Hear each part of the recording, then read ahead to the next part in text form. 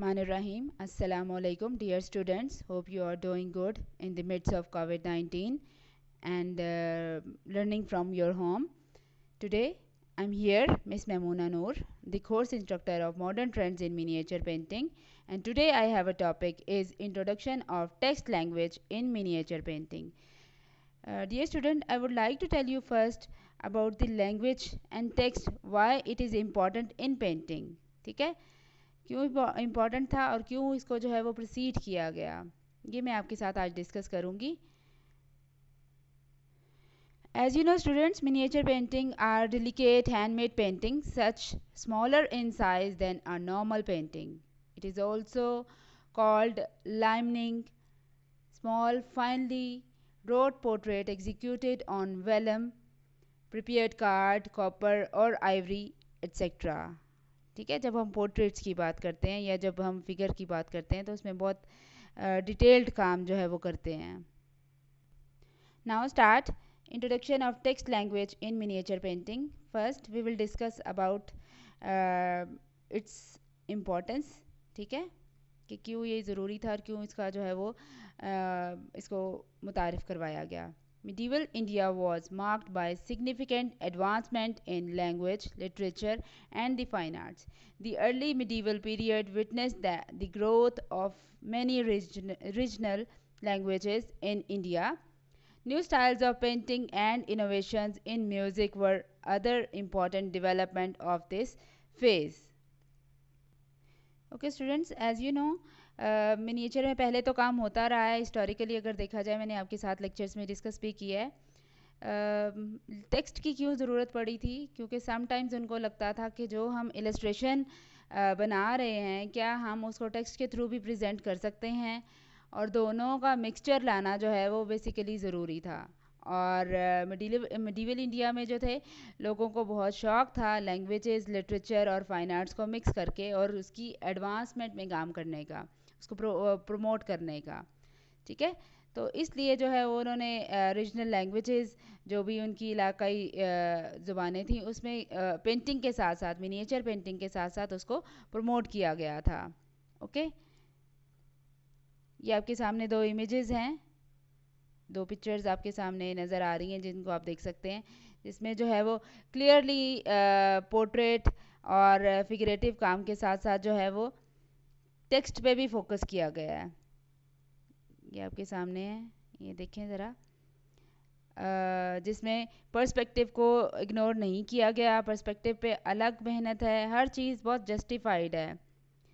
किसी भी तरीके से जो है वो काम इनकम्प्लीट नहीं है. टेक्स्ट है तो वो कंप्लीट है, जहाँ उन्होंने प्रेजेंट करना है, जो मैसेज कन्वे करना है, और जो एग्जीक्यूशन ऑफ फिगर्स हैं या जो उसका बताना चाह रहे हैं थीम, उसके अकॉर्डिंग है. फिगर्स जो हैं वो इंगेज हैं एक दूसरे के साथ, लेकिन टेक्स्ट जो है वो भी जो है वो डिस्टर्ब नहीं कर रहा कहीं भी. तो ये ज़्यादा इंपॉर्टेंट है कि टेक्स्ट की जो है वो प्लेसिंग कहाँ की गई है और किस तरह से उसको मैनेज किया गया है. ठीक है,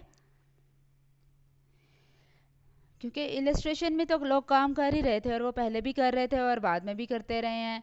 और उसको इंटरेस्टिंग बनाने के लिए या कुछ डिफरेंट करने के लिए जो है वो टेक्स्ट का जो है ना लैंग्वेज का यूज़ किया गया, जो कि रीजनल लैंग्वेज यूज़ करती की गई हैं. पर्शियन भी इसमें जो है वो यूज़ की गई है, और डिफरेंट लैंग्वेजेस जो अकॉर्डिंग टू आर्टिस्ट हैं वो इसमें यूज़ की गई हैं अपने अपने दौर में.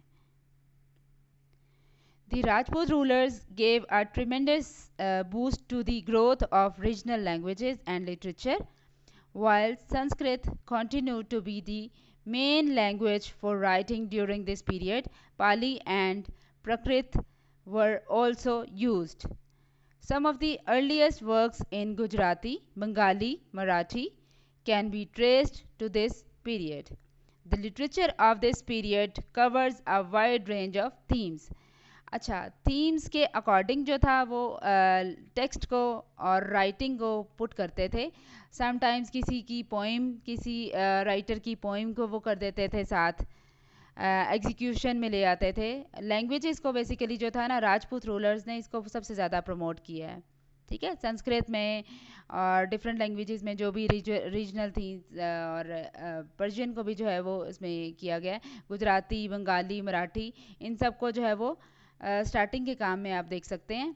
और इस काम में जो है वो थीम्स पे बहुत ज़्यादा फोकस था इनका इस पीरियड में।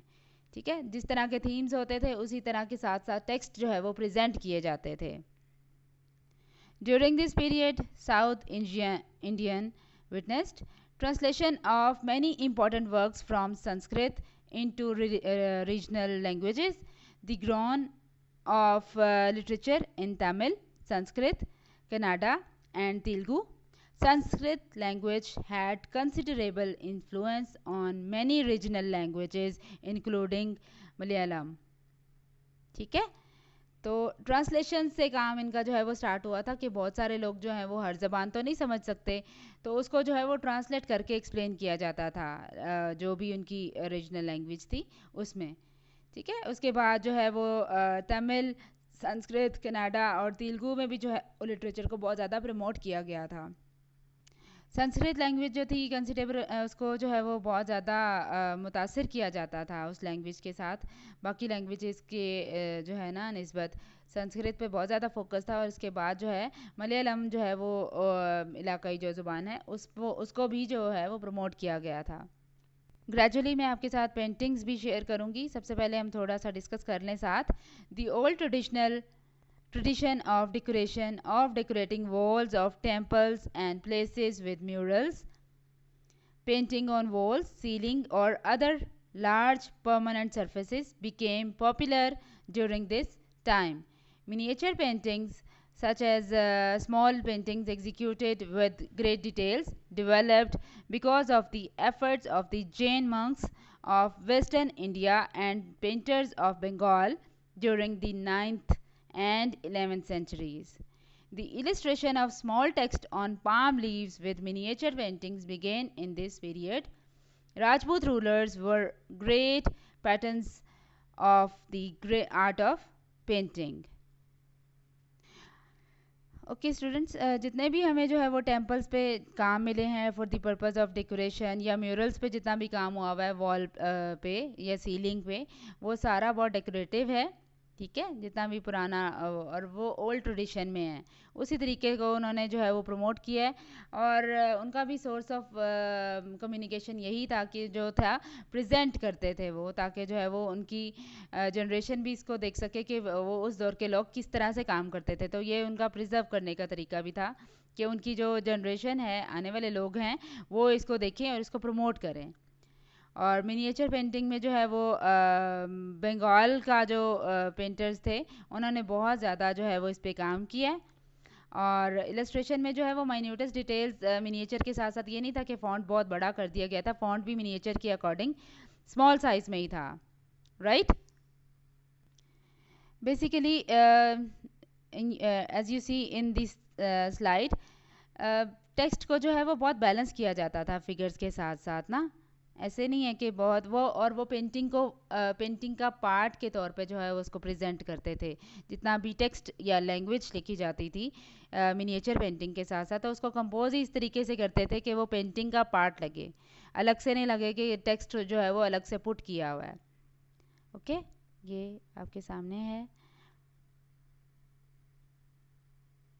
दोनों।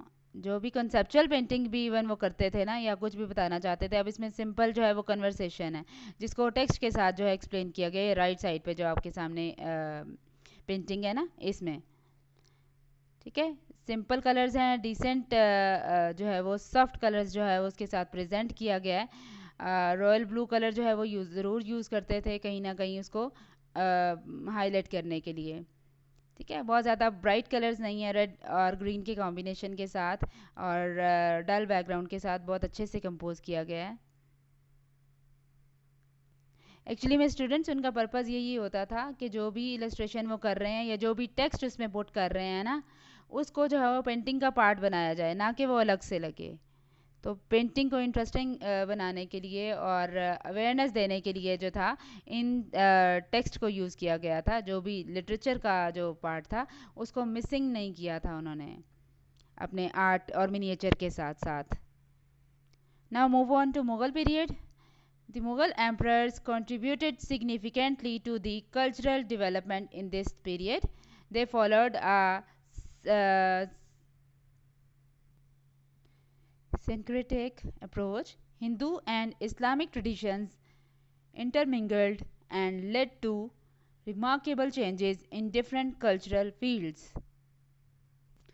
सिंक्रेटिक मीन्स हमआहंगी थी बहुत ज़्यादा ना लिटरेचर के साथ और कल्चरल डेवलपमेंट के साथ बहुत ज़्यादा जो था वो उनके हमआहंगी थी।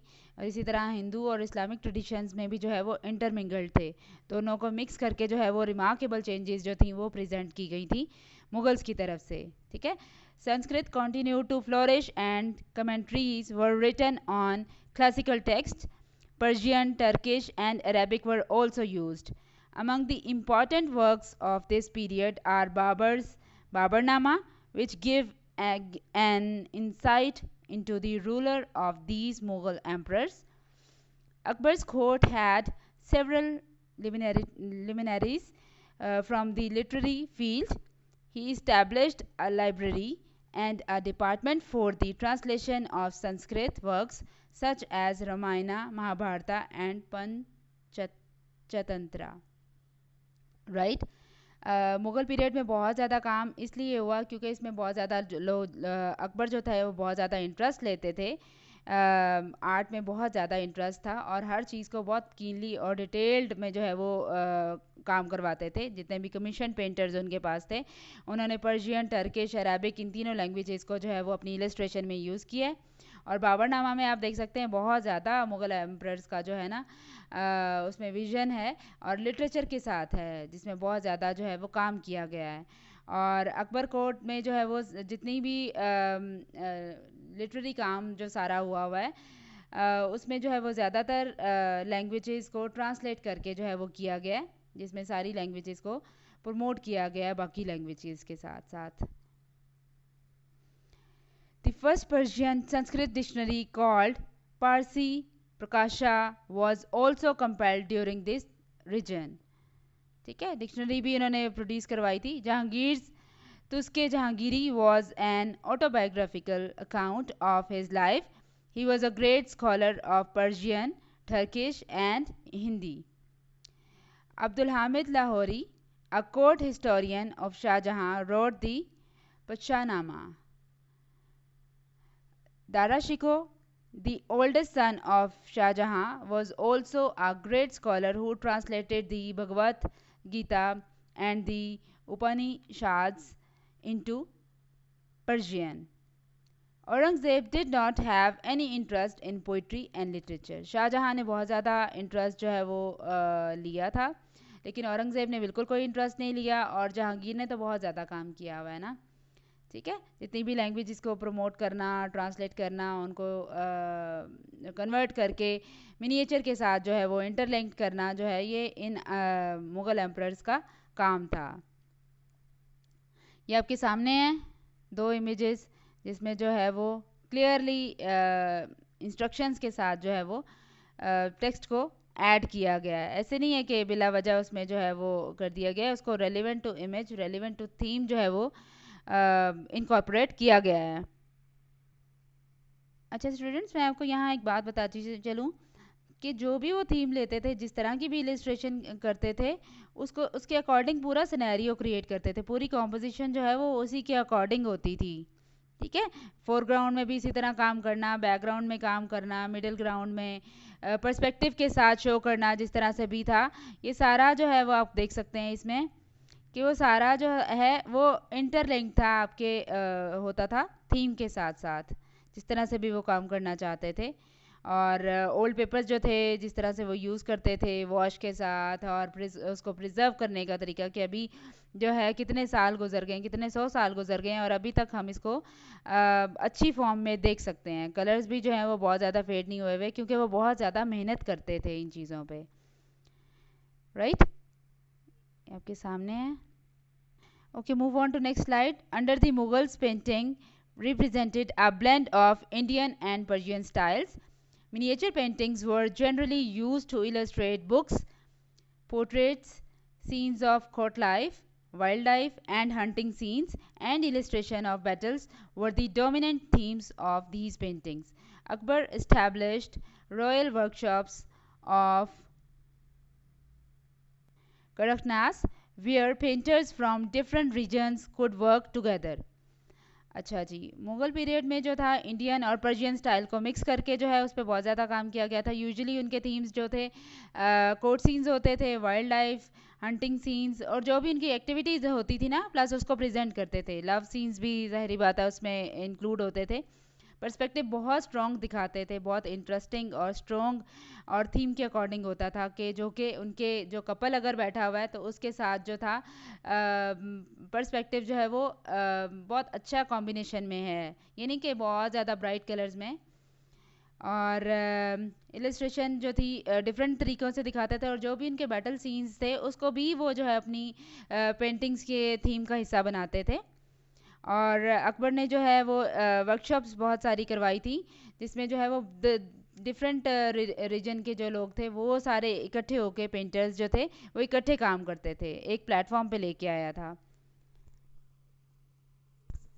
ये आपके सामने पेंटिंग है जिसको आप देख सकते हैं।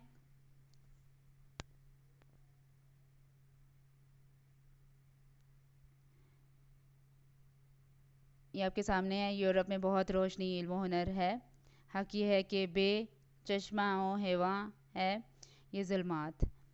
इस तरह से देखें किस तरह से कॉम्बिनेशन के साथ इसको जो है वो प्रेजेंट किया गया कि सेंटर में जो है वो दो फिगर्स हैं, साइडों पे जो है वो टेक्स्ट को प्रेजेंट किया गया है, डिस्टर्ब नहीं कर रहा कहीं भी। Okay, move on to next slide.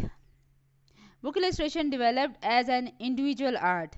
Under Jahangir, painting attained great heights as he gave lavish grants to painters. Aurangzeb disapproved of painting, because of which many artists and painters migrated to the other regions. Book illustration जो थी वो individual art बना दिया गया था। हर emperor जो था उसकी अपनी इलस्ट्रेशन होती थी, वो अपने जो है एक्टिविटीज़ उसको प्रेजेंट करता था। और जहांगीर के दौर में जो था ना पेंटिंग ये बहुत ज़्यादा प्रमोट की गई थी क्योंकि वो पेंटर्स को बहुत ज़्यादा जो था प्रमोट करता था और उनके काम को अप्रिशिएट करता था। औरंगज़ेब ने ये सारी चीज़ें जो थी वो डिसकंटिन्यू कर दी थी और बिल्कुल फोकस नहीं करता था इन चीज़ों पे, और पेंटर्स जो थे वो माइग्रेट करके दूसरे इलाकों में चले गए थे because of his lack of interest. Okay students, मेरा ख्याल है कि आप लोग को समझ आ गई होगी। In next lecture I will tell you about the application of text in miniature painting कि किस तरह से उसको अप्लाई कर सकते हैं। ठीक है, till then take care, have a good day, Allah हाफिज़।